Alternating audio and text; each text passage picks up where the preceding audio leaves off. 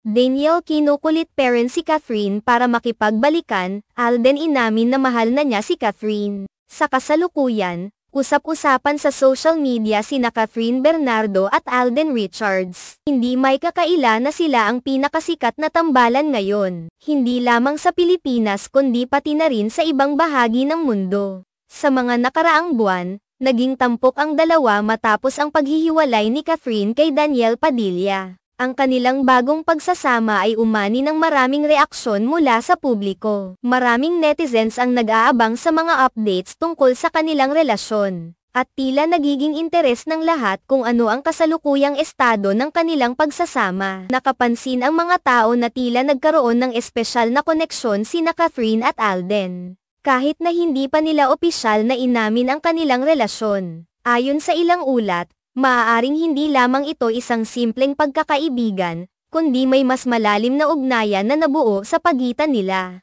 Maraming tao ang nag-iisip na may mga pagkakataon na nagkikita sila sa likod ng mga eksena, ngunit hindi pa ito naisa sa publiko. Dahil sa mga pangyayari, may mga bulong-bulungan na patuloy pa ring sumusubok si Daniel Padilla na makipagbalikan kay Catherine. Hindi may kakaila na ang kanilang nakaraan ay puno ng mga magagandang alaala at maraming tagahanga ang umaasang magkakaroon sila ng pagkakataon muli. Subalit, tila hindi ito nagiging hadlang sa kasalukuyang relasyon ni Catherine at Alden, na patuloy na umaani ng atensyon sa kanilang mga proyekto at sa mga ganap sa kanilang buhay. Samantalang lumalabas ang mga balita tungkol sa kanilang relasyon, marami ang nag-aabang sa kanilang mga susunod na hakbang. Ang mga tagahanga ni Catherine at Alden ay sabik na nakatutok sa kanilang mga social media accounts para sa mga posibleng updates o mga palatandaan ng kanilang tunay na estado. Ang pagsasama ng dalawang sikat na personalidad ay tiyak na magdadala ng malaking impact sa kanilang mga taga-suporta. Sa kabila ng lahat ng ito,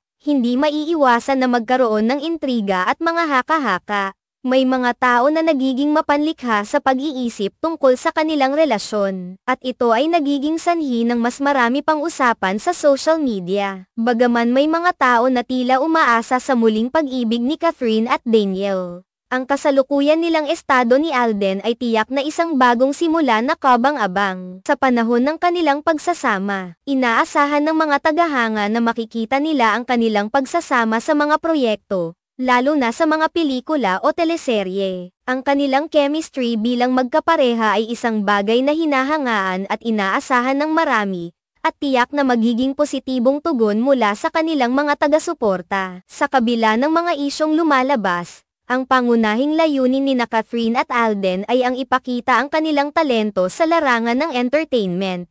Umaasa ang kanilang mga tagahanga na hindi lamang sila magiging matagumpay sa kanilang personal na buhay kundi pati na rin sa kanilang mga karera. Ang kanilang pagsasama ay maaaring maging inspirasyon sa ibang mga artista at tagahanga, na nagpapakita na sa kabila ng mga pagsubok, palaging may puwang para sa bagong simula at pag-ibig.